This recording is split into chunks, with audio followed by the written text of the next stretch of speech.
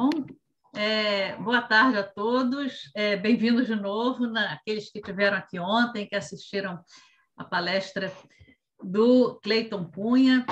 Hoje nós vamos ouvir um especialista em política externa colombiana, Giovanni Molano Cruz, que vai nos falar sobre a política externa do Duque, e chama de uma política de obediência. O Giovanni, ele é sociólogo, formado pela Universidade Nacional da Colômbia. Tem um mestrado em Estudos do Desenvolvimento do The Graduate Institute de Genebra e outro mestrado em Relações Internacionais pela Universidade de Paris I, no Panthéon Sorbonne, onde obteve também o título de doutor em Ciência Política. Ele é professor do Instituto de Estudos Públicos e Relações Internacionais da mesma Universidade Nacional de Colômbia. E seus temas de docência e pesquisa são a sociologia política do internacional, as relações externas da América Latina e Caribe e a integração regional. Vou passar a palavra a ele. Giovanni, muito bem-vindo. Diga. Boa tarde, Miriam. Muchas gracias. Buenas tardes a todos. Muchas gracias por la invitación. Gracias también a Lorena y a Paulo. Tal vez están por ahí, no sé. Para mí es muy grato y es un verdadero honor ser invitado por el Laboratorio de Estudios sobre Regionalismo y Política Externa de la Universidad del Estado de Río de Janeiro. El tema de mi conferencia es, como ya lo ha dicho la profesora Miriam, es la política exterior de Iván Duque, una política de obediencia. Desde el inicio del gobierno de Iván Duque, en agosto de 2018, hasta el día de hoy incluso, la política exterior colombiana ha sido interpretada y calificada con valoraciones negativas. Colegas que analizan la política exterior colombiana, especialistas, internacionalistas si prefieren, han señalado que con Duque la política exterior del país ha sido un regreso al pasado. En la prensa es muy común encontrar artículos, entrevistas a internacionalistas, a políticos, que afirman que no existe una política exterior, que no hay estrategias ni principios definidos de una política exterior. Son juicios categóricos. Se considera de manera general que con Duque solo hay tres temas, que son Estados Unidos, la caída de Nicolás Maduro y la eliminación de los cultivos de coca, que esos son tres temas que hacen parte de la retórica del discurso de Iván Duque en el exterior, pero no son componentes de una política exterior. Y ciertamente, sin ninguna duda, pues Colombia reforzó con Iván Duque, Colombia volvió a reforzar su posición de alianza con Estados Unidos, reforzó las acciones de guerra contra las drogas y el gobierno Duque ha fortalecido la búsqueda de recursos externos para fortalecer los organismos de seguridad.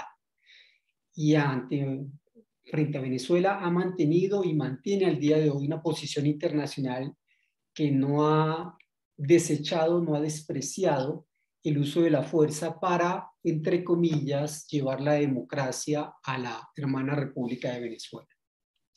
También es muy cierto que Duque hace afirmaciones en el exterior que no cumple generalmente, que esas afirmaciones no corresponden con la realidad interior del país ni con la realidad del gobierno. Las valoraciones, las interpretaciones de la política exterior de Duque son cambio abrupto, política esquizofrénica, política sin principios, diplomacia reactiva. Todo este tipo de categorías de valoraciones e interpretaciones de la política exterior, en mi opinión, son justas y son pertinentes. Sin embargo, son explicaciones que no permiten realmente comprender cuáles son los intereses y las causas de las acciones de la política exterior de Iván Duque. Yo creo que los análisis de política exterior de Duque han sido de dos tipos. Hay como dos formas de analizar la política exterior cuando uno revisa la poca literatura que hay al respecto. Por un lado, son análisis comparativos con el gobierno inmediatamente anterior, con el gobierno de Juan Manuel Santos, que fue un gobierno del 2010 al 2018. Y por otra parte, son análisis sobre lo que dice Duque y lo que hace Duque. Es decir, son evaluaciones, mirar si cumple lo que dice o no lo cumple. Yo para esta presentación, para preparar y para la exposición de mi conferencia, quiero tomar distancia de esos análisis que me parecen muy coyunturales y muy de evaluación. A mí me interesa más comprender el sentido de las acciones exteriores del gobierno Duque. Y la pregunta que yo me hago, voy a compartir pantalla acá con ustedes un momento. La pregunta que yo me hago es, ¿cuál es la lógica de la política exterior de Iván Duque? Esa es la pregunta que planteo y que quiero responder en esta conferencia. Para responder a este interrogante, mi abordaje analítico es doble.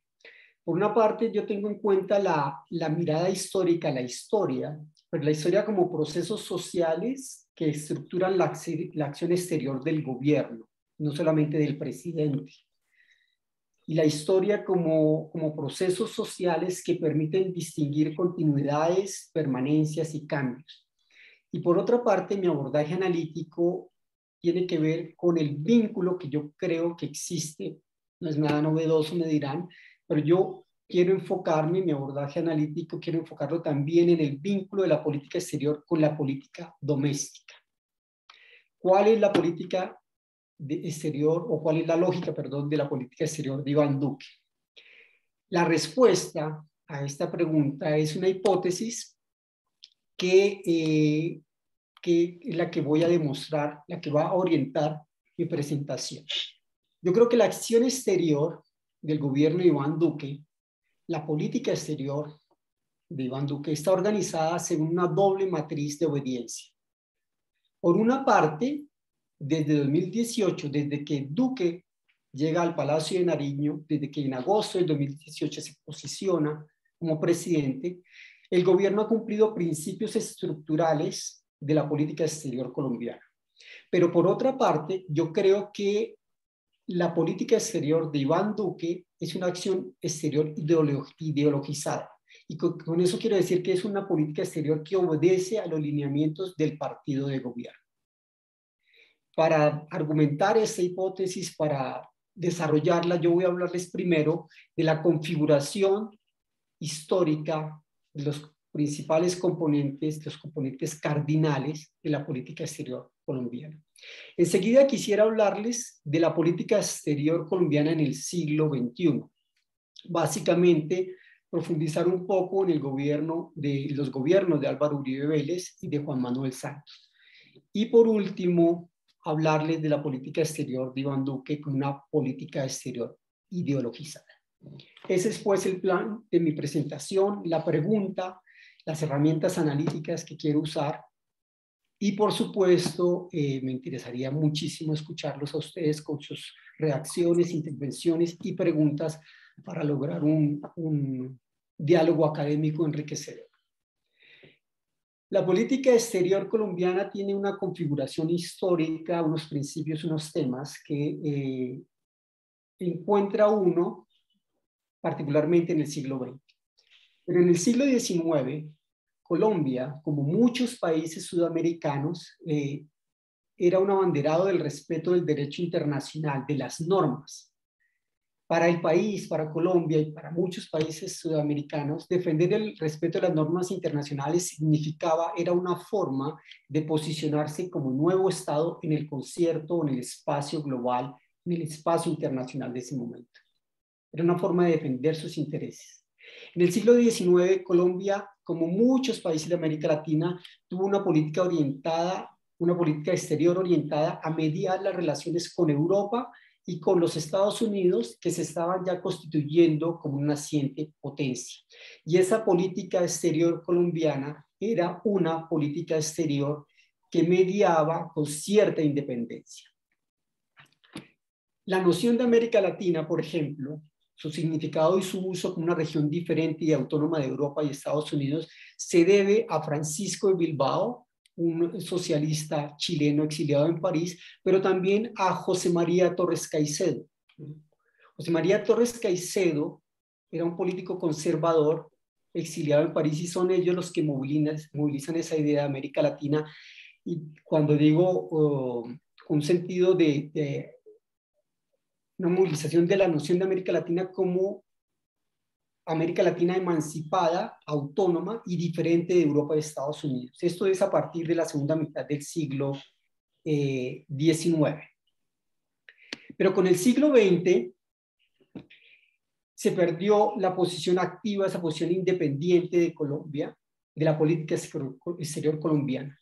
Durante el siglo XX hay tres elementos, tres componentes fundamentales, entre otros hay algunos estructurales que tienen que ver con el Estado, con el Ministerio de Relaciones Exteriores, con la formación de diplomáticos, pero yo voy a hablar de tres elementos fundamentales en esa configuración histórica de la política exterior colombiana, y son tres elementos que tienen que ver con, o que se aparecen mejor en el siglo XX. Esos tres elementos son las relaciones con Estados Unidos, la lucha contra el narcotráfico y la paz. La relación con Estados Unidos para Colombia cambia fundamentalmente, cambia de manera radical a partir de 1903.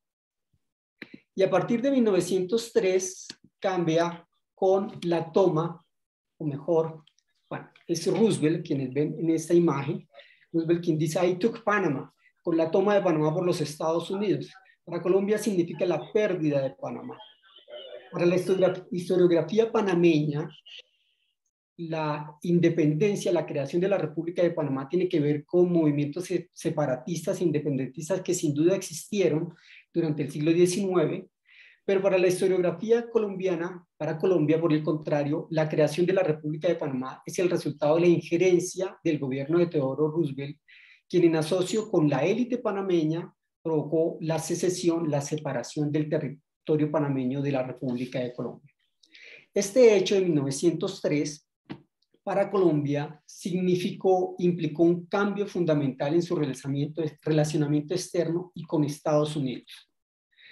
Estados Unidos indemnizó a Colombia con $25 millones, que los viene a recibir el gobierno de Marco Fidel Suárez. Marco Fidel Suárez es el presidente de Colombia entre 1918 y 1921. Años después se han dado cuenta de la pérdida de Panamá. Pero lo significativo con Marco Fidel Suárez es que él es el que se considera que establece una doctrina que se llama la doctrina de Res Polum, que es la doctrina que va a colocar a Colombia en relacionamiento directo con Estados Unidos. Res Polum significa mirar a la estrella polar, es decir, mirar a los Estados Unidos. Mirar a los Estados Unidos como un aliado natural y reconocer además su liderazgo en el hemisferio. Con todo, no obstante, la doctrina de Res Polum de Marco Fidel Suárez no era simplemente una posición política o una posición de sumisión ante la potencia extraordinaria y arbitraria de Estados Unidos en el Caribe. Esa política de Estados Unidos también respondía a intereses económicos concretos de élites colombianas interesadas en comerciar con Estados Unidos y en atraer capitales, inversión extranjera hacia Colombia. Es decir, había una materialidad de esa política de Res Polum. Desde 1903 se dice, pero en realidad es desde comienzos del siglo XX, desde los años 20 particularmente, cuando Colombia inicia esa relación esa relación simbiótica con Estados Unidos, y la política exterior colombiana desde entonces ha tenido ese sello. Pero una vez más, no es un sello simplemente de sumisión y de ver que de que todo es responsabilidad de Estados Unidos. También había intereses de Colombia muy particulares. Desde comienzos del siglo XX se considera a Estados Unidos como un aliado y se considera que los intereses de Colombia están muy vinculados con los intereses de Estados Unidos.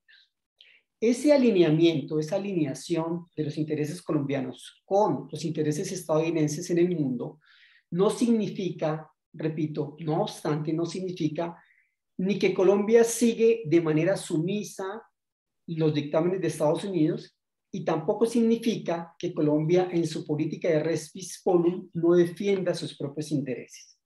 El propio gobierno de Marco Fidel Suárez, por ejemplo, entre 1918 y 1921, él iba a ser presidente hasta 1922, pero por la pandemia de la gripe española, en ese momento, por presiones políticas, renunció. Pero esa política de Marco Fidel Suárez, les decía, no simplemente va a ser una política de res polum y sumisión a Estados Unidos, porque él mismo crea otra doctrina menos conocida, menos estudiada por los internacionalistas y los politólogos colombianos, y es la doctrina Suárez, que era una doctrina de cooperación bolivariana. Cooperación bolivariana se llamaba, se conoce como doctrina Suárez, pero se llamaba Asociación Bolivariana en realidad. Y era una cooperación entre Bolivia, Colombia, Ecuador, Perú y Venezuela, con el fin de fortalecer el bienestar común y los vínculos culturales. Hoy diríamos, ahí se entendería cuando no entra a los documentos de esta doctrina Suárez, que ese bienestar común sería lo que hoy se entiende por desarrollo, o esa gran palabra que puede incluir muchas otras cosas. Ahora bien, esa doctrina Suárez tenía elementos de defensa, era en términos prácticos, esa cooperación bolivariana era para resolver asuntos y problemas fronterizos entre los países latinoamericanos y sudamericanos particularmente. Los otros dos componentes cardinales, en mi opinión, de la política exterior colombiana, la paz y la lucha contra el narcotráfico, van a aparecer en la década de los años 1980 del siglo XX, bajo el gobierno del también conservador Belisario Betancur. Belisario Betancur fue presidente entre 1982 y 1986 en Colombia. Betancur fue el primer presidente en establecer un diálogo de paz con los grupos insurgentes, con la guerrilla de las Fuerzas Armadas Revolucionarias de Colombia. Al mismo tiempo, y en coherencia con esa política de paz, Betancur promovió la paz en América Central. Para este presidente colombiano, para este presidente conservador colombiano, encontrar una solución negociada a los conflictos en América Central tenía un vínculo directo con las políticas de paz que él quería adelantar, los diálogos de paz que él quería adelantar con las guerrillas insurgentes. En ese sentido, la paz de Nicaragua, la paz de Guatemala y la paz de El Salvador, la política exterior de Colombia hacia esos países para fortalecer la paz estaba estrechamente relacionada con las políticas de paz en el interior del país. En 1983, Colombia fue promotor, es esta foto de acá que tal vez no es muy clara para ustedes. Colombia fue promotor del grupo de Contadora con México, es una idea mexicana. Aquí está el presidente de México, aquí está Betancur, aquí es el presidente de Venezuela y el presidente de Ecuador, Borja.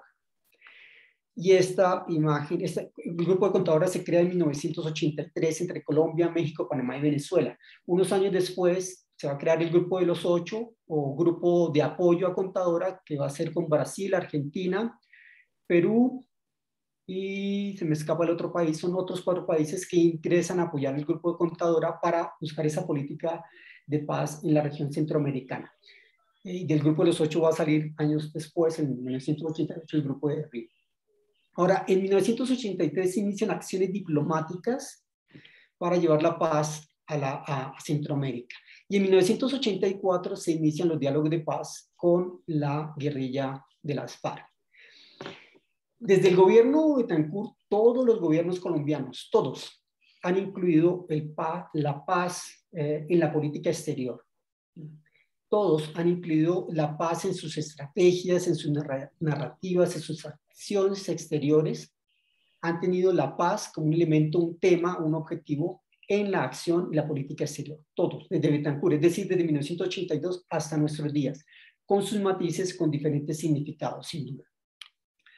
Bajo el gobierno de Betancur, además, la lucha contra la droga, la lucha contra el narcotráfico aparece como el otro elemento cardinal que se va a incrustar, se va a instalar en la política exterior colombiana. Y eso es por otro hecho que ocurre en ese momento.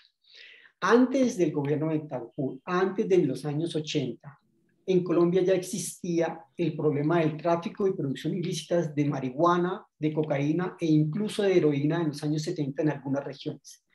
Producción ilícita, es decir, producción sin fines médicos o científicos. Y también había consumo, hay registros desde los años 20 que había consumo de cocaína, había consumo de heroína, de marihuana, pero ni lo uno, ni el consumo ilícito, ni el tráfico ilícito, ni la exportación ilícita eran un problema hasta los años 70, pero la particularidad con Betancur en 1984 es que se convierte en un problema de ataque de grupos narcotraficantes al Estado. En 1984 es asesinado Rodrigo Lara, que era el ministro de Justicia de Colombia. El ministro de Justicia de Colombia es asesinado por el cartel, el llamado cartel de Medellín, y en concreto por Pablo Escobar. Esto ha sido novelado, hay novelas, está Netflix, ha sido muy mediatizado, pero es un hecho que para nuestra reflexión es importante porque la reacción de Colombia en realidad es la primera vez que el Estado colombiano se ve atacado por grupos al margen de la ley dedicados al tráfico ilícito, tráfico y exportación ilícita de cocaína. Y la reacción de Colombia fue emprender acciones internas y externas para eliminar las drogas. Betancur hizo una declaración de lucha contra las drogas, que es un eufemismo, por supuesto, de guerra contra las drogas. Pero Betancur y todos sus sucesores hasta el día de hoy se mantienen en esa relación de eliminar las drogas, de que las drogas es un problema para el país, y en esa medida, como lo hacía Betancur, que fue al Congreso de Estados Unidos, que se reunió con Reagan después de la muerte, del asesinato de su ministro de Justicia, para pedir ayuda de Estados Unidos. Y en esa medida que es un problema nacional, se instaura desde los años 80 en un asunto de la política exterior colombiana. La solicitud a Estados Unidos de ayuda y cooperación para la lucha contra las drogas en Colombia se ha convertido en una poderosa herramienta de financiamiento de programas de los gobiernos colombianos, incluso para la apertura de mercados. Lo que quiero decir es que la lucha contra la droga tiene que ver mucho con la política exterior, es como un dispositivo para encontrar recursos, cooperación y ayuda financiera en la banca, el Banco Mundial o en el Banco Interamericano de Desarrollo, pero es también un dispositivo político muy eficaz para diferentes temas de la agenda exterior. Y uno de los más significativos que me gusta mencionar es que gracias a la política, o mejor, a la lucha contra la droga, a partir de 1991 y por 15 años, Colombia tiene preferencias tarifarias en los mercados de Europa y Estados Unidos en nombre de la lucha contra la droga. La lógica, mejor, de esa reivindicación es que Colombia logra, la diplomacia colombiana con Virgilio Barco logra que se abran los mercados en Europa. Es una propuesta que se le hace a Europa, a Bruselas, va Barco a Bruselas, después es apoyado por Paz Extensoro, por Fujimori, por países andinos de la comunidad andina, y buscan que Europa abra mercados, y igual con George Bush padre, para que Estados Unidos abra mercados, con la lógica de que fortalecer la economía legal era una forma de ayudar a Colombia y compensar los costos que Colombia pagaba por su lucha, su guerra contra las drogas ante la economía ilegal, que sería la economía del tráfico ilícito de estupefacientes. Con la década de los años 90, el país entra a una política de apertura económica, es decir, además del narcotráfico, entra el tema de la economía, de la apertura económica sobre todo, la regulación de mercados, y también se suma, después, ya les había dicho, después de Betancur, todos los países van a combinar, van a incluir la paz en la política exterior. Pero a finales de la década de los años 90 lo que es significativo es que en la política exterior colombiana, con el gobierno de Andrés Pastrana, se va a hacer una combinación de la lucha contra las drogas y la búsqueda de la paz. A finales del siglo pasado, con Pastrana, Andrés Pastrana es presidente entre 1998 y 2002. Y él logra que Estados Unidos levante las restricciones a la cooperación de la guerra contra las drogas para que esa cooperación, esa ayuda militar, en pertrechos, en asesorías, en dinero, esa ayuda también sea usada en la lucha contra la guerrilla. Y esa política exterior de Pastrana tiene que ver con la lógica de los diálogos de paz que adelanta en el Caguán, que también fueron muy célebres. Es decir, una vez más, la política exterior está vinculada con intereses concretos de política doméstica. Pero aquí lo significativo, lo que quisiera resaltar, es esa combinación de política exterior y, en la política exterior de lucha contra las drogas y acabar con en ese momento se decía que las drogas eran la gasolina del conflicto armado. Entonces era quitarle la gasolina al conflicto armado, resolver el problema de las drogas, y eso ayudaría a los diálogos de paz. Además, como de la cooperación, o mejor, de la apertura económica, con los años 90 también el tema de los derechos humanos, los problemas del ambiente, entran a la agenda exterior de Colombia, su política exterior.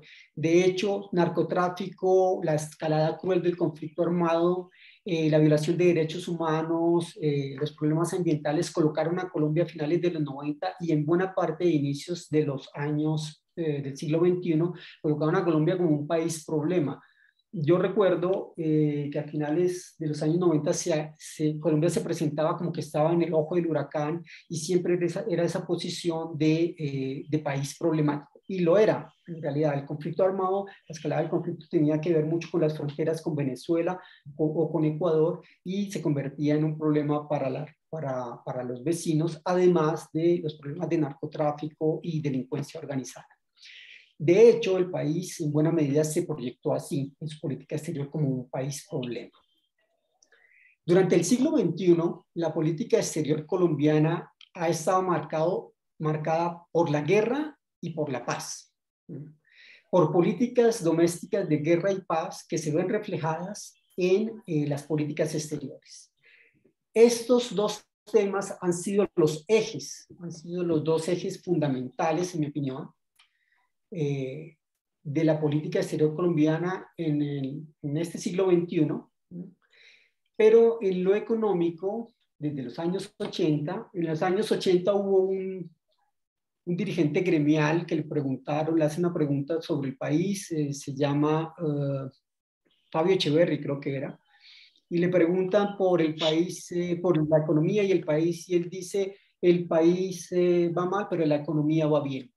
Y esa es un poco la constante hasta el día de hoy. Entonces, a comienzos del siglo XXI, estas políticas exteriores de guerra y paz van con una estabilidad económica que para el siglo XXI significa más regulación, más apertura del mercado colombiano, y eso en concreto es más tratado de libre comercio, que se considera, como hoy en día, como en buena parte de Sudamérica, creo, de América Latina, se considera que el librecambismo, los tratados de libre comercio, son la panacea de desarrollo social y económico. Pero bueno, bajo los gobiernos de Álvaro Uribe Vélez, Colombia fue un aliado fundamental, tuvo relaciones carnales como Menem con Bush en su momento. Uribe tuvo relaciones carnales con Estados Unidos. Los gobiernos de Uribe adelantaron una estrategia de involucramiento de Estados Unidos en la guerra contra las drogas y en la lucha contra insurgentes en Colombia. La política de Uribe Vélez es posible por la política de Andrés Pastrana, la política con Estados Unidos. Esa política de involucrar más a Estados Unidos, colocando unidades militares, haciendo batallones especiales en el ejército, por ejemplo, batallones financiados por Estados Unidos, de lucha contra insurgentes, que sean también batallones, o otros batallones, perdón, que sean del ejército, estoy diciendo, que vayan a combatir a narcotraficantes. Ese tipo de simbiosis, de colusión entre unos y otros intereses, de lucha contra insurgentes y lucha contra las drogas, va a ser un elemento de la política exterior de Uribe Vélez que va a involucrar más a Estados Unidos en esas acciones. La política exterior de Uribe Vélez, de solicitar y obtener apoyo material y político de Estados Unidos, de George Bush, en la guerra contra narcotraficantes y guerrilleros, para eliminar, y según él, según su política, para eliminar el narcotráfico y ganar la guerra contra las guerrillas, esa política exterior colombiana coincidió con la guerra contra el terror liderada por Estados Unidos. Una vez más, no quiero evitar las desigualdades y las asimetrías de poder entre los dos países. No quiero hacer énfasis en los intereses, en la coincidencia de intereses y en los beneficios mutuos de esas alianzas de Colombia con Estados Unidos. En ese contexto de la guerra contra el terror y en ese contexto de guerra contra insurgente, entendida como guerra contra el narcotráfico, para Uribe Vélez no se trataba de enfrentar militarmente a grupos guerrilleros, sino de enfrentar a narcoterroristas. Y acá hay que decir que si las guerrillas eran guerrillas en sentido clásico de enfrentar al Estado para suplantar al Estado y el gobierno, también eran guerrillas que contenían acciones terroristas como ataques a población civil y como los secuestros, que era algo, sigue siendo en algunas zonas, por las llamadas disidencias de la FARC, sigue siendo, o la delincuencia común sigue siendo un acto sencillamente escalofriante y de contenido terrorista. Quiere decir que si eran guerrillas terroristas, incluían actos terroristas, y eso coincide con esa guerra contra el terror de Bush. Para Uribe entonces se trata de narcoterroristas. De hecho, bajo el gobierno Uribe, el gobierno Uribe, no le he dicho, va del 2002 al 2010, son 2 periodos. Bajo su gobierno nunca se aceptó la expresión de conflicto armado. Había narcoterroristas, no había conflicto armado interno. Tampoco se aceptaba que había millones de desplazados por la guerra. Algún asesor presidencial de Álvaro Uribe alcanzó a decir en la prensa, recuerdo, que no eran personas desplazadas por la guerra, sino que eran migraciones internas del país, campo, ciudad. La política exterior de Uribe giró en torno a la seguridad democrática. Y seguridad democrática significaba una política doméstica, una política interior que buscaba fortalecer los aparatos de seguridad estatal para enfrentar, una vez más, a las amenazas de la droga, a lo que significaba la amenaza del narcotráfico y la amenaza de los grupos armados al margen de la ley. Durante los 2 periodos, los 8 años del gobierno Uribe, su gobierno recibió de Estados Unidos $4.000 millones de ayuda militar, económica y social. Siempre se presenta de esa forma y va a diferentes espacios para reforzar también el Estado, para reforzar la justicia, etc. Pero eran $4.000 millones. Plan Colombia y Plan Patriota fueron los nombres de los programas de cooperación de Estados Unidos con los gobiernos de Uribe Vélez.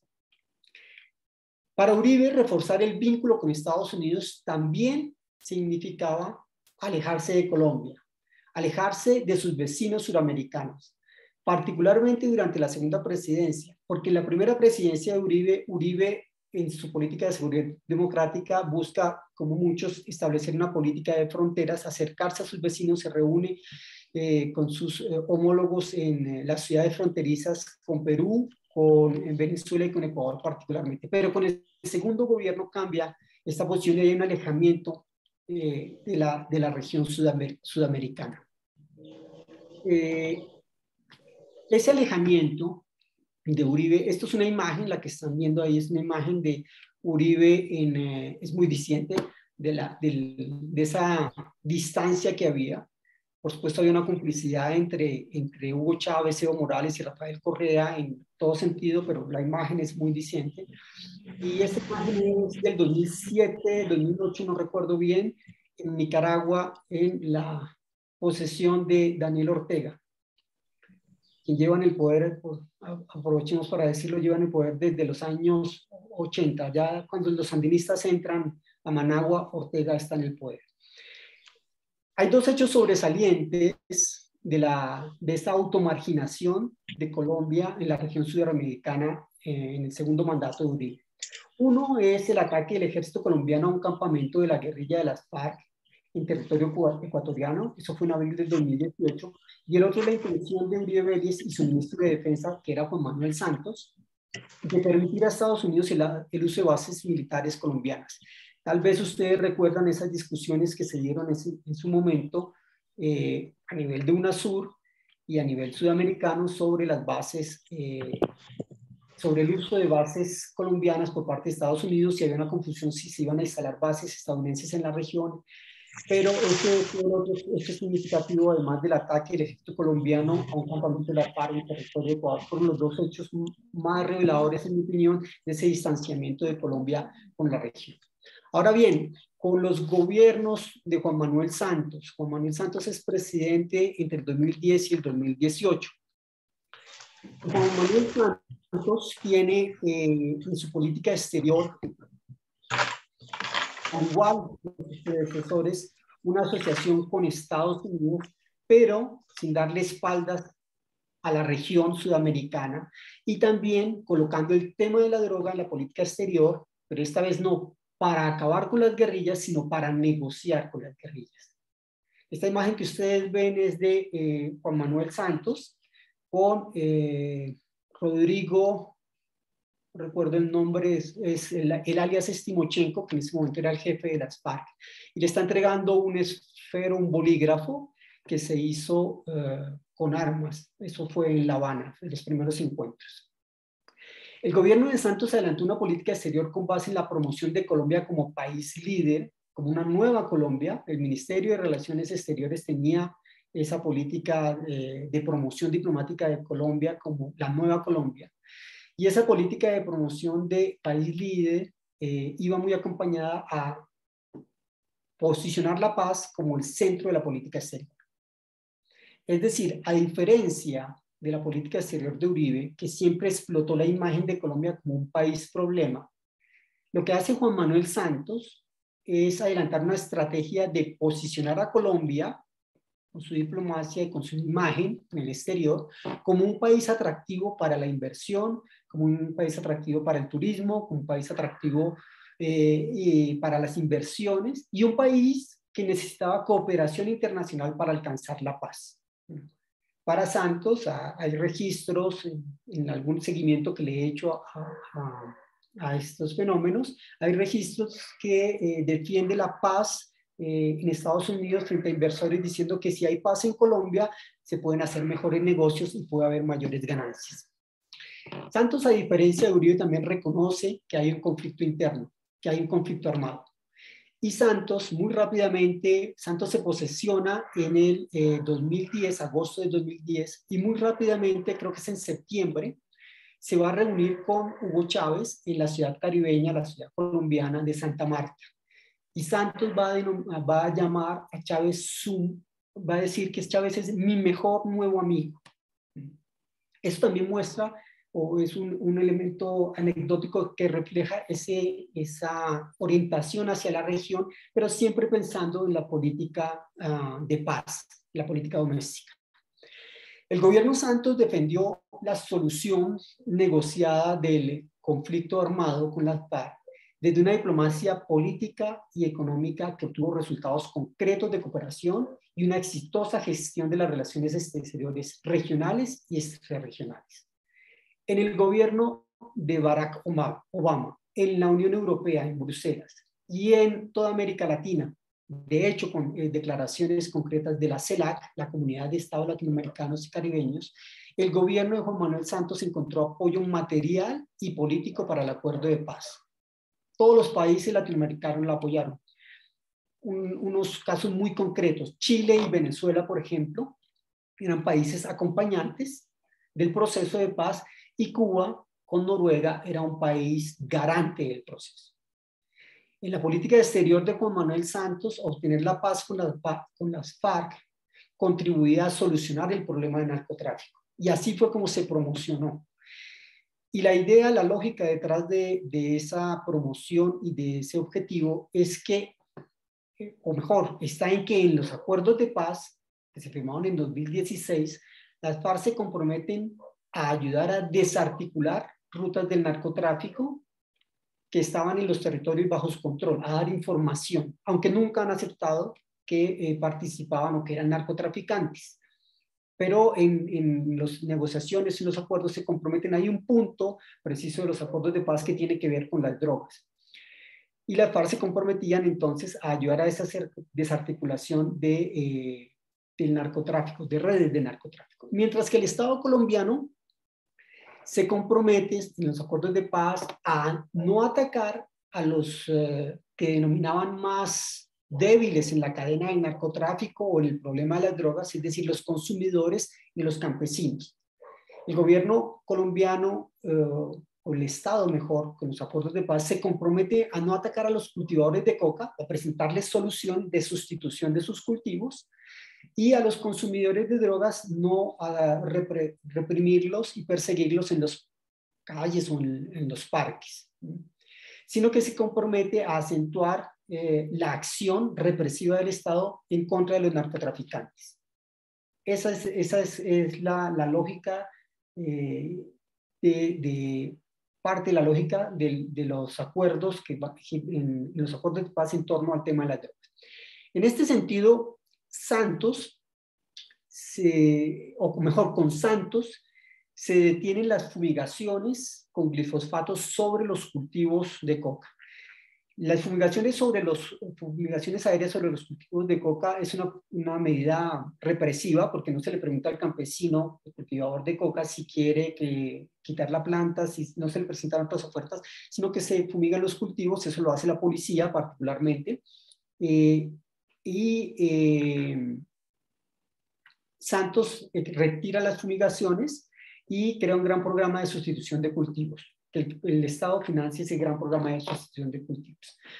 Ahí hay un cambio en la percepción del problema de las drogas y en la solución al problema de las drogas. Incluso Colombia, con el presidente de Guatemala y con México, promueven una reforma de la llamada guerra contra las drogas, en el régimen de guerra contra las drogas de Naciones Unidas. Eso lo hacen a nivel, lo hace Santos Santos organiza una cumbre de las Américas en Cartagena y ahí lanza esta idea, creo que es en 2012 esa cumbre, es en 2012, y ahí lanza esta idea de una reforma del régimen de drogas que sea una política más de perseguir a los narcotraficantes y menos represiva frente a los consumidores y a los cultivadores, muy en sintonía con lo que se hacía en la política doméstica. Pero con Santos también, Santos no atiende a unas críticas que se le hacen frente a los tratados de libre comercio, críticas fuertes de sectores económicos, de gremios y sectores políticos de oposición, y Santos impulsa la firma de tratados de libre comercio con Estados Unidos y un tratado de libre comercio con la Unión Europea también. Esos tratados se habían empezado a negociar bajo el gobierno de Álvaro Uribe Vélez, los gobiernos de Uribe Vélez, pero es con Santos que se van a firmar y con el impulso que les da Santos. Con Santos Colombia solicita el ingreso a la Organización para la Cooperación y el Desarrollo Económico, la OCDE, y lo obtiene. Y con Santos también el país solicita el ingreso, no estoy exagerando, solicita el ingreso a la OTAN, y le dicen que no se puede porque la OTAN no tiene, es la organización del Tratado del Atlántico Norte y tiene unas particularidades, pero con Santos sí logra el país ser socio o tener una cooperación especial con la OTAN, que se manifiesta, se refleja en cooperaciones conjuntas, cooperaciones militares de uno y otro lado, de la OTAN con el ejército colombiano.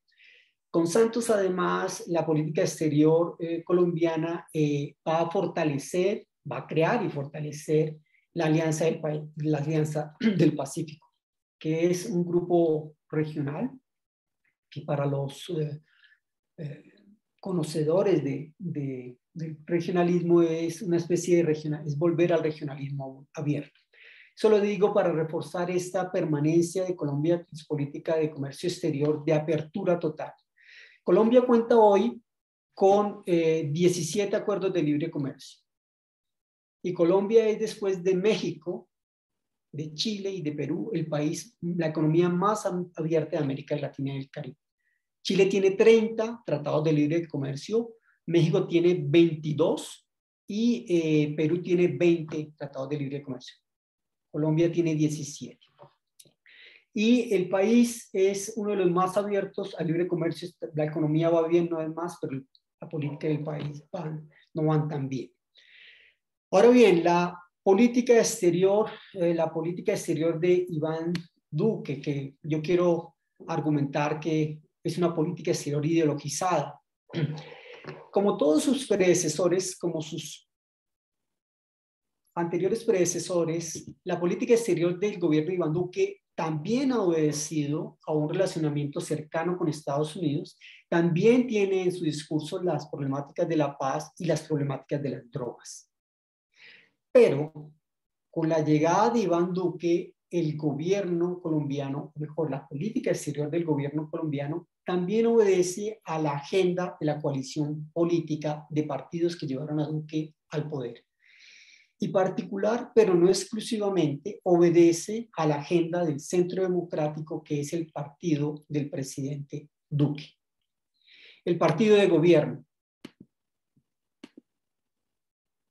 Este es Duque cuando ganó las elecciones.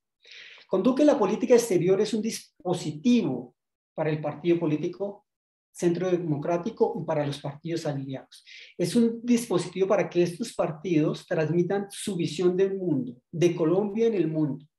La política exterior, a mi parecer, en este gobierno es una herramienta de los grupos sociales representados en el partido de gobierno.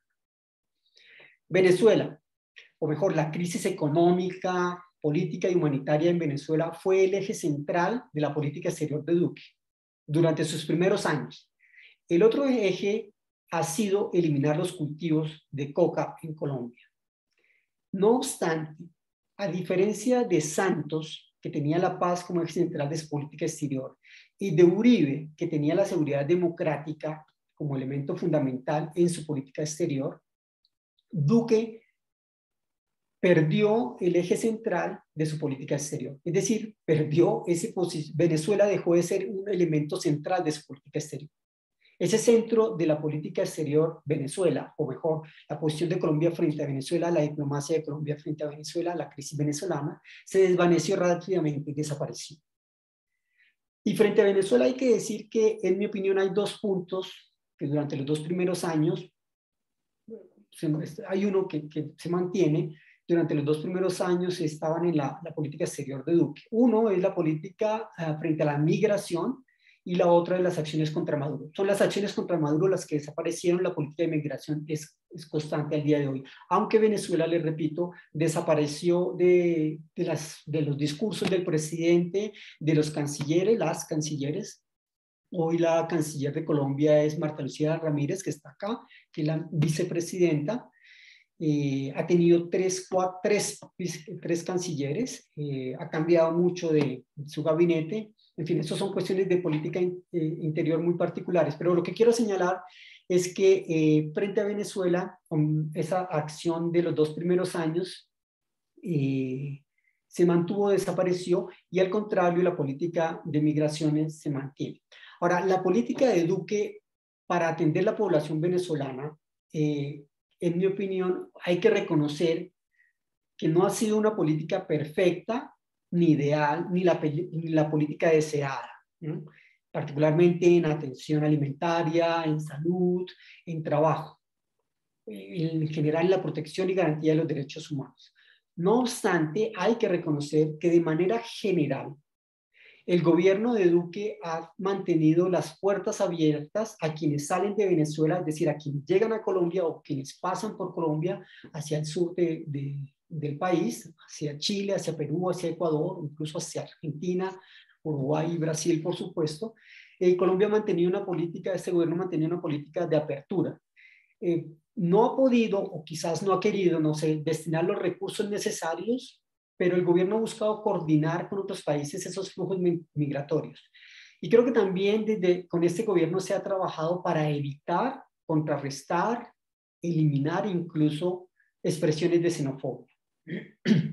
En Colombia existen, aproximadamente 1.700.000 personas de origen venezolano, es decir, tenemos 1.700.000 venezolanos en territorio colombiano, de los cuales el 43% o un poquito más están en situación regular. Y con eso quiero decir que tienen un documento legal que en Colombia se llama permiso especial de permanencia y lo da Migración Colombia. Es decir, que la mayoría, más del 50%, aún no están regularizados, pero de manera general son bien recibidos. Con la apertura de fronteras que se hizo ahora en junio, de forma unilateral por el gobierno de Nicolás Maduro, con esa apertura se espera que lleguen unas 200.000 personas más en este año. Esa población, por supuesto, es flotante, unas vienen y otros van, pero se considera que hay 1.700.000 instaladas en el país. Ahora, en mi opinión, no obstante, en Colombia y en toda Sudamérica, creo yo, la gestión y las políticas ante la migración venezolana están basadas en la contención o según los costos económicos de la asistencia. Y yo creo que eso es delicado porque es solo una mirada de política exterior de Colombia, y yo me atrevería a decir que por extensión de otros países suramericanos, es una política de contención y de costos de la asistencia que no tiene en cuenta un elemento fundamental que desde las relaciones internacionales diríamos que se estaría por abajo, sería bottom-up, y es que se olvida que con la migración se están fortaleciendo, además de que se están creando vínculos sociales y familiares entre Colombia y Venezuela y entre Venezuela y toda la región suramericana.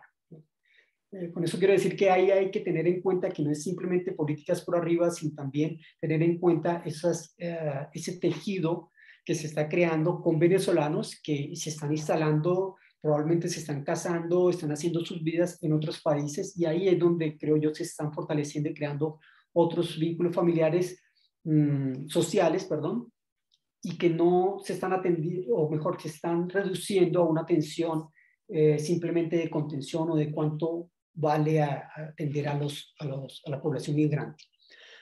Con todo, el tema más problemático de este gobierno en su acción exterior, su acción diplomática con Venezuela, ha sido el tratamiento político de la crisis humanitaria, social, política y económica de la hermana república.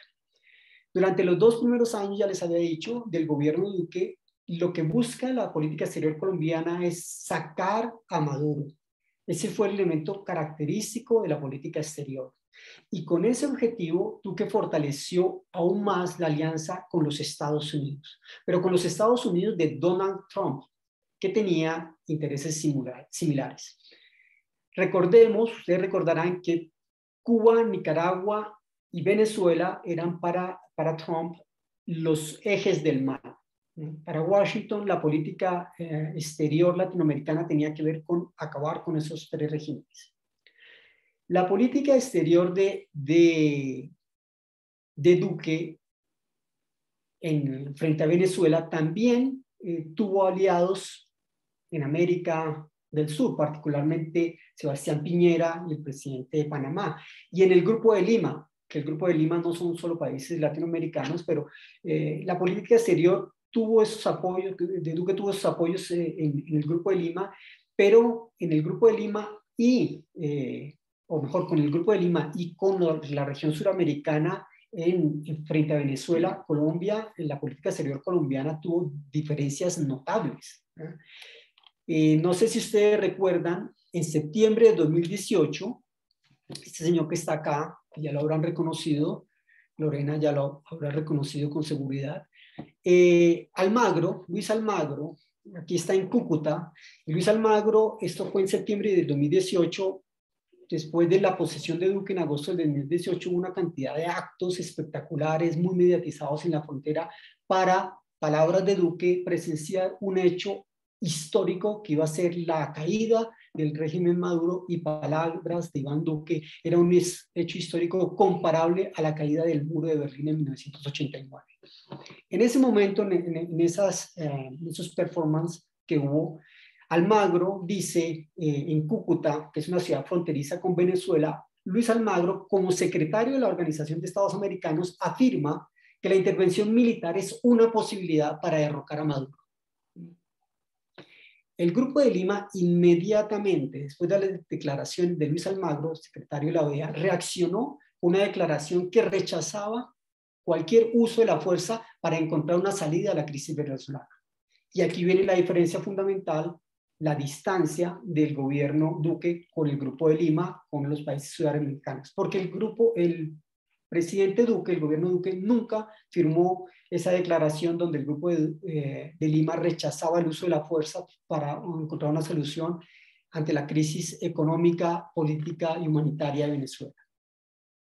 En realidad, el gobierno Duque no solo estaba interesado en la salida de Maduro, también estaba muy interesado en vestir de demócratas a antiguos golpistas como Leopoldo López o Corina Machado, es decir, el ala más radical de la oposición venezolana. Santos también había tenido un acercamiento a una oposición venezolana porque había recibido a Capriles al final de su mandato, había recibido a Capriles en el Palacio de Nariño, y eso creó problemas con Maduro, por supuesto, que había buenas relaciones por el apoyo que daba Venezuela. Eso se olvida muchas veces, lo que le debe Colombia a la Venezuela de Chávez y a la Venezuela de Maduro en el apoyo a la política exterior de apoyo a la paz. Y a finales del gobierno Santos, Santos recibe a Capriles, pero con Duque lo que era más sintomático es que, les digo, no solamente querían vestir de demócratas antiguos golpistas, sino que estaban con el ala más radical de la oposición. Y estaban interesados no solo en vestirlos de demócratas y contribuir a ponerlos sino además en contribuir a ponerlos en el poder. Llevarlos, eran ellos los que iban a hacer la democracia. Y, repito, no había ningún pudor, ninguna vergüenza en decir que todas las opciones estaban sobre la mesa.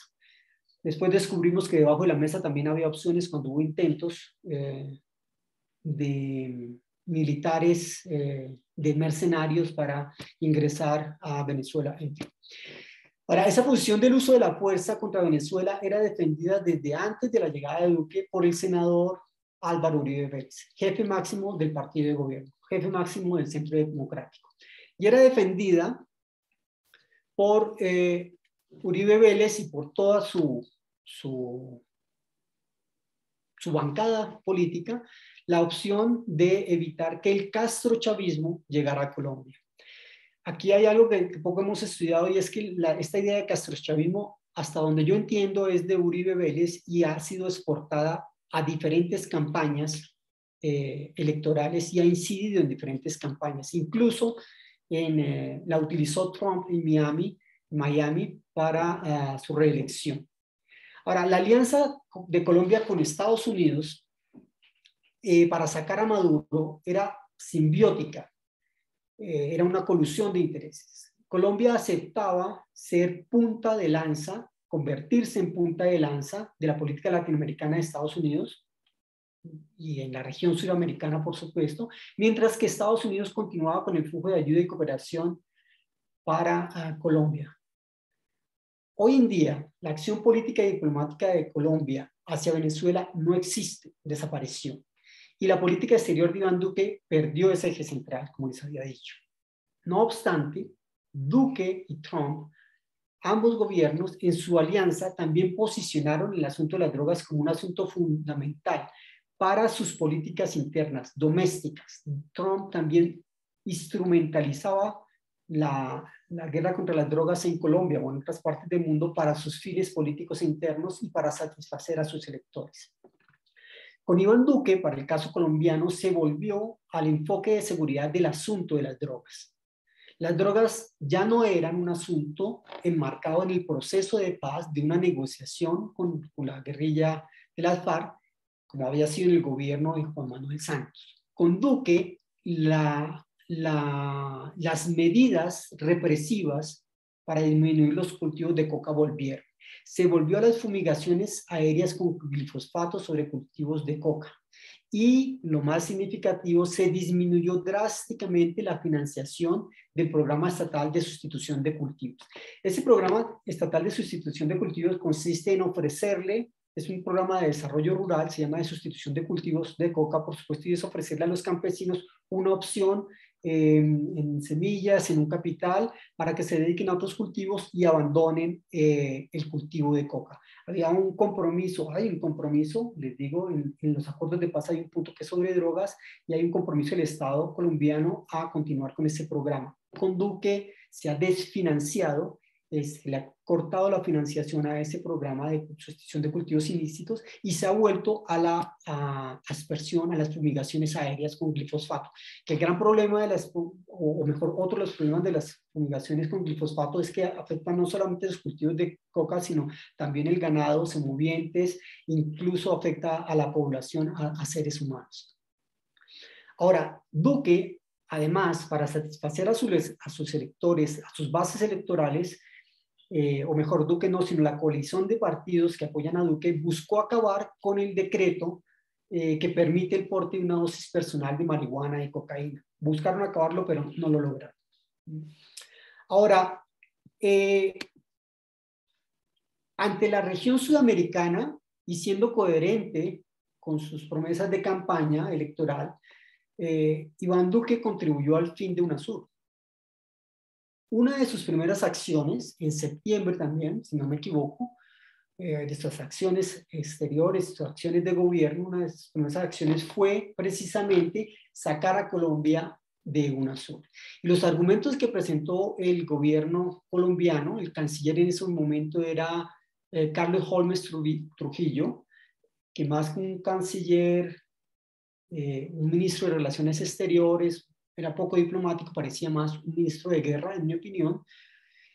Los argumentos que presentaron, entre comillas, eran que UNASUR no denunciaba la dictadura de Venezuela, que UNASUR no servía para discutir los problemas que sufrían los ciudadanos venezolanos por la dictadura de Nicolás Maduro. Ese fue el gran argumento. En septiembre del 2018. Y meses después, en enero del 2019, Iván Duque anunció que junto con Sebastián Piñera habían acordado la creación del Foro para el Progreso de América del Sur, conocido como UNASUR. PROSUR. UNASUR fue el que acabaron. O contribuyeron a acabar. Aún no, algunos países no funciona UNASUR, acabaron con la sede, pero lo que crearon estos Chile y Colombia, aquí están Duque y Piñera, fue este foro PROSUR, que PROSUR, a mi parecer, sin ninguna duda, se inscribe en esa tendencia histórica de los gobiernos latinoamericanos de aunar, de juntar esfuerzos para una acción externa colectiva.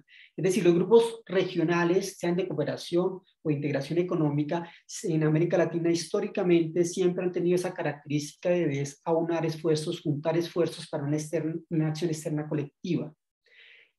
Ahí se inscribe PROSUR, creo yo. Sin embargo, o no obstante, una diferencia notable, remarcable, destacable, es que a diferencia de PROSUR y de todos los grupos de integración, foros de cooperación creados antes en Sudamérica y en América Latina y el Caribe en general, a diferencia de todos esos, PROSUR coloca como un objetivo y un compromiso la defensa de la economía de mercado. Ni siquiera en UNASUR o en el ALBA ustedes no encuentran un ataque a la economía de mercado, encuentran el trueque, los intercambios, pero aquí hay una posición clara de defensa de la economía de mercado. Ahora, PROSUR, que se creó como antítesis de UNASUR, curiosamente, si ustedes revisan la página en internet de PROSUR, curiosamente, PROSUR tiene las mismas pretensiones de trabajo bien hecho, en mi opinión, de UNASUR. En la página oficial de PROSUR figuran como áreas temáticas: la infraestructura, la energía, la salud, la defensa, la seguridad y uno que no estaba específico en UNASUR era la gestión de desastres. Sobre todos estos temas hay intenciones. Cuando uno ve qué ha hecho PROSUR, hay intenciones, hay reuniones de información, pero no hay ninguna acción colectiva destacable de PROSUR, de los miembros de PROSUR. Colombia es el presidente pro tempore actual de PROSUR. En la práctica, a diferencia de UNASUR, PROSUR no tiene personalidad jurídica internacional y su trabajo, el trabajo de PROSUR, está concentrado en la comunicación y en la coordinación de burocracias ministeriales para esos temas puntuales y muy particularmente relacionados con la gestión de la pandemia, sin una acción colectiva, sin una acción regional para enfrentar la pandemia o para gestionar la pandemia y sus efectos. No hay una acción colectiva, no hay una acción regional destacable desde Prosur para sus países miembros y mucho menos en términos extrarregionales. Tal vez lo hay en términos ideológicos, no sé. En los escenarios multilaterales, Iván Duque defiende los acuerdos de paz. Ay, aquí me equivoqué. Bueno, en esos acuerdos de paz, aquí está Iván Duque, lo ven al final. Iván Duque defiende los acuerdos de paz y, no obstante, cuando digo multilaterales es particularmente en Naciones Unidas. Cuando Duque habla de paz, de defender la paz, los acuerdos que se firmaron, y asegura que se está cumpliendo con la implementación. Sin embargo, ese discurso que generalmente ha pronunciado, les digo, en la ONU, siempre en la ONU, no corresponde a lo que se espera o mejor, no corresponde a lo que ha hecho en el país, pero sí corresponde a lo que se espera que él diga en Naciones Unidas. Me explico. Los acuerdos de paz que fueron firmados en el 2016 entre la guerrilla de la FARC y el Estado colombiano fueron depositados en Naciones Unidas. El gobierno Santos los llevó y los depositó, se los presentó al secretario de Naciones Unidas. Una imagen que poco se recuerda es la imagen de Cartagena cuando estaba Ban Ki-moon, que es el secretario de Naciones Unidas, y viene acá. Aquí en Colombia no lo hemos entendido muy bien. Creo que el gobierno actual mucho menos la importancia de estos acuerdos a nivel externo. El gobierno Santos presenta los acuerdos de paz al secretario de Naciones Unidas y eso significa no solamente que el Estado colombiano está comprometido a la implementación de los acuerdos de paz, no el gobierno de turno, sino el Estado colombiano, sino que además se espera, hay la confianza de que Naciones Unidas garantice, salvaguarde el cumplimiento de sus acuerdos. Por esta razón, en Naciones Unidas, Duque habla de los acuerdos de paz y de la defensa de la paz. Quiero decir que su política doméstica, aunque no corresponde con ese discurso, en Naciones Unidas Duque dice lo que se quiere que se escuche de él en Naciones Unidas. En la campaña electoral que llevó a Duque al poder, el Centro Democrático aseguraba, es un político que se llama Fernando Londoño. Fernando Londoño, un político, un ideólogo, aquí como se le denomina un pura sangre del Centro Democrático, dijo que había que hacer trizas los acuerdos de paz en la campaña presidencial de Duque. En otras palabras, había que destrozar los acuerdos de paz. El Centro Democrático y otros partidos de la coalición, pero era el Centro Democrático el que defendía esa posición de destrozar los acuerdos de paz. Ahora, Duque no ha destrozado los acuerdos de paz, no, pero sí ha cortado el financiamiento de los programas estatales destinados a implementar los acuerdos de paz. Organismos como la Comisión de la Verdad o la Jurisdicción para la Paz, por ejemplo, pero en general todo el sistema integral de verdad, justicia, reparación y no repetición que fue creado por los acuerdos de paz, que está incrustado en el Estado colombiano, han sido objeto de ataques directos y constantes del gobierno Duque, desde el Ejecutivo y desde la bancada legislativa. Un ejemplo, una anécdota, no es una anécdota, es dramático, pero un poco para ilustrar esto que estoy diciendo. En mayo de 2020, y eso era lo que tenía acá cuando compartía pantalla, en mayo del 2020, en plena pandemia, que afectó a Colombia en su economía, en su tejido social y en muchos aspectos de la vida cotidiana, afectó al país como a toda la región latinoamericana. En plena pandemia, el presidente Iván Duque tomó $863.000, los tomó del Fondo de Programas Especiales para la Paz, según la prensa, según una investigación, no era una noticia, era una investigación, y tomó esos $863.000 para pagar un contrato de fortalecimiento de la imagen del presidente en redes sociales.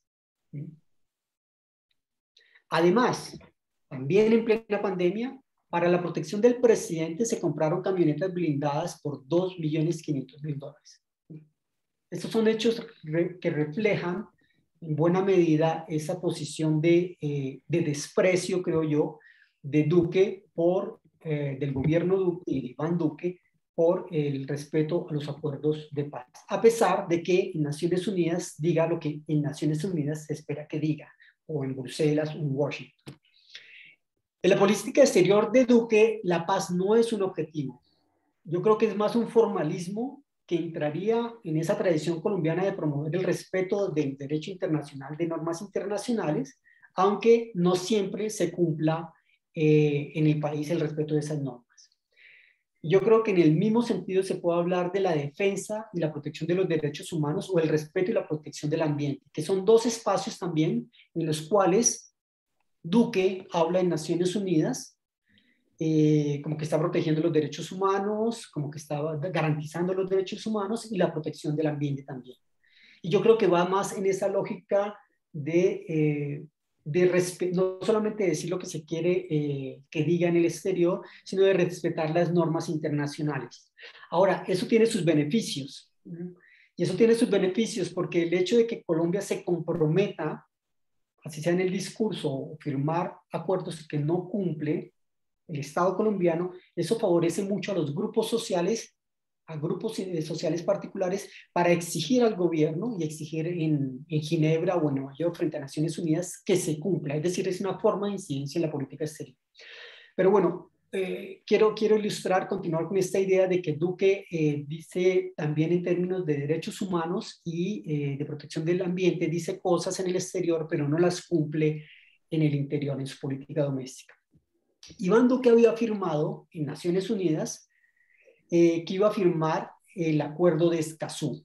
El acuerdo de Escazú es una ciudad en Costa Rica, como saben, y fue un acuerdo firmado el 4 de marzo de 2018. Entró en vigencia este año, pero fue firmado el 4 de marzo de 2018. Duque, desde la campaña, Duque se posiciona, llega a la presidencia en agosto del 2018. Duque desde la campaña dijo que iba a firmar el Acuerdo de Escazú. El Acuerdo de Escazú es un tratado ambiental de América Latina y el Caribe que incluye la protección de los defensores ambientales y permite que cualquier ciudadano intervenga o participe, reclame sobre programas estatales gubernamentales que tienen que ver con el ambiente o programas ambientales. Eso, a firmar ese acuerdo de Escazú se comprometió Duque y lo mantiene hasta el día de hoy, ha dicho que se va a firmar. Ahora, en Colombia han sido asesinados desde 2016, el segundo gobierno Santos, aproximadamente 900 líderes sociales, 600 más o menos, se calcula 500 algo, no recuerdo la cifra exacta, desde 2018, además de 235, tal vez un poco más, excombatientes de las FARC. Este acuerdo de Escazú está relacionado, creo yo, o mejor, la no firma del acuerdo de Escazú está relacionado con esos problemas en la medida que algunos de esos líderes sociales asesinados se oponían a proyectos mineros, se oponían a cultivos extensivos o simplemente estaban protegiendo parques naturales. Hay casos aberrantes, casos escalofriantes cuando a un guardabosques lo matan porque estaba protegiendo la zona que tenía que proteger. Esa protección de los líderes ambientales, muchos asesinados, también era, o la actividad de estos militantes por el medio ambiente también iba en contra de la deforestación. La deforestación que es brutal en los últimos años de la Amazonía colombiana y que generalmente se realiza para ampliar la frontera agrícola o para extender el pasto para el ganado. La última vez que Duque afirmó que Colombia iba a suscribir el acuerdo de Escazú fue hace un par de meses. En este encuentro, en el Amazonas, en Leticia, que es la ciudad fronteriza de Colombia con Tabatinga, que es del lado de Brasil, las dos ciudades se confunden, a uno por Leticia llega a Tabatinga, es decir, pasa a Brasil sin darse cuenta, y en sentido contrario también, por supuesto. La última vez que Duque habló de firmar el acuerdo de Escazú fue en una cumbre de biodiversidad y del clima en Leticia, biodiversidad y el cambio climático, que se realizó en Leticia con la participación de varios gobiernos, varios países. Y esa reunión fue realizada en la Amazonía. Esta fotografía que ustedes ven tuvo mucha discusión por los tintes colonialistas que tiene de los indios sentados y aquí los blancos todos a mesas y duró como 3 horas. Hubo mucho revuelco mediático y discusión en la llamada opinión pública sobre esta foto. Pero lo que quiero señalar es que en el gobierno Duque no se ha hecho, a pesar de que se ha manifestado que se firma el acuerdo de Escazú, no se ha hecho ningún esfuerzo ni desde el gobierno, desde el Ejecutivo, ni desde la bancada política del gobierno para que se firme, para que se ratifique y se apruebe en el Congreso esa firma del acuerdo de Escazú, que, como les decía, entró en vigor el pasado mes de abril. El Consejo Nacional Gremial, que reúne 27 asociaciones económicas del país, pidió abiertamente en el Congreso de Colombia que no se apoye el acuerdo de Escazú. La Sociedad Colombiana de Agricultores, que respaldó abiertamente al candidato Iván Duque, argumentó en su momento frente al Congreso, en discusiones que hubo en el Congreso de Colombia, que el acuerdo de Escazú genera inseguridad jurídica para proyectos productivos y de inversión. Y que además, según la Sociedad de Agricultores Colombianos, el acuerdo de Escazú afecta la creación de empleos. Y por eso pidió que no fuese ratificado. Una posición similar es la de la Federación de Ganaderos, cuyo presidente es un político destacado, un político destacado del gobierno, un político conservador, y fue miembro del gobierno Uribe Vélez y ahora es presidente de la Federación de Ganaderos. La Federación de Ganaderos es una posición muy similar frente al acuerdo de Escazú a la de la Sociedad de Agricultores. La esposa del presidente de la Federación de Ganaderos es esta señora, que se llama María Fernanda Cabal, es hoy candidata presidencial, es senadora del Centro Democrático, y ella ha sido una ferviente admiradora de Jair Bolsonaro. Esta foto con Eduardo Bolsonaro es una foto que se tomó hace poco, en donde lo dijo muy orgullosa por todos los medios que la familia presidencial en Brasil la había invitado para participar en la Conferencia de Acción Política Conservadora, que finalmente es una asociación creada por Reagan y finalmente se hacía solo en California, en Estados Unidos, pero desde el 2019 también se hace en Brasil, como ustedes saben. Bueno, pero ¿dónde está la política exterior de Colombia hoy en día? El escenario donde está esa política exterior de Colombia hoy en día es un escenario con unos Estados Unidos que presionan al país desde el Ejecutivo, y algunos miembros demócratas en el Congreso también presionan a Colombia para el cumplimiento de los acuerdos de paz, para la implementación. Igualmente se presiona a Colombia para la reducción de la exportación ilícita de cocaína, pero se presiona, pero no se ha cortado la ayuda y la cooperación de Estados Unidos con Colombia. Biden no ha aceptado hablar directamente con Duque y ha rechazado todas las solicitudes colombianas de una reunión formal o informal. En buena medida porque Duque apostó, el gobierno Duque, miembros del Centro Democrático apostaron, entre otros María Fernanda Cabal, apostaron abiertamente y participaron abiertamente en la campaña pro-Trump. Estaban por Trump. Biden no ha recibido a Duque. El programa de ayuda financiera de Joe Biden para Colombia, para Duque, busca impulsar el crecimiento económico, la seguridad, la democracia, las instituciones, el desarrollo rural.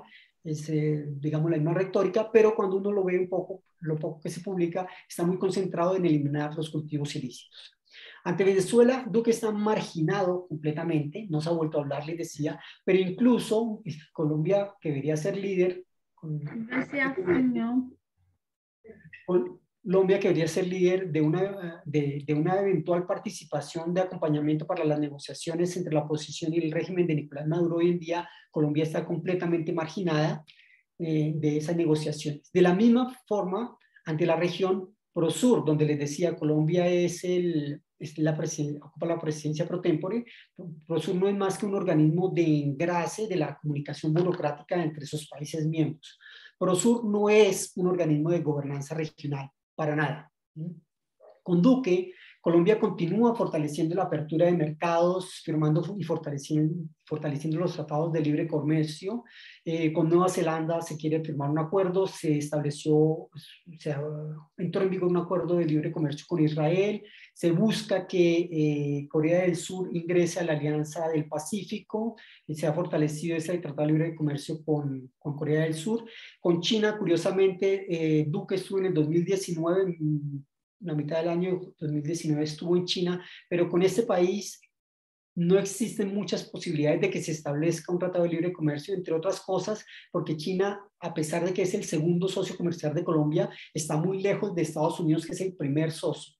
Y Colombia en realidad no está muy interesada y no es objetivo, mejor, China no está muy interesada en Colombia para la inversión extranjera. Hay alguna inversión en infraestructura, como el metro de Bogotá, pero muy poco. Entre tanto, la implementación del acuerdo de paz únicamente está en el discurso, como les decía, de Iván Duque y en espacios multilaterales, pero no en la realidad. La política exterior de Iván Duque es una política altamente ideologizada y altamente ideologizada, dirán ustedes, las políticas exteriores son ideologizadas. Toda política exterior es ideologizada. No obstante, a mi parecer, en mi opinión, el problema inmenso, grueso, es que generalmente la absoluta ideologización de la política exterior no está basada en valores republicanos. Muito obrigado pela sua atenção. Gracias.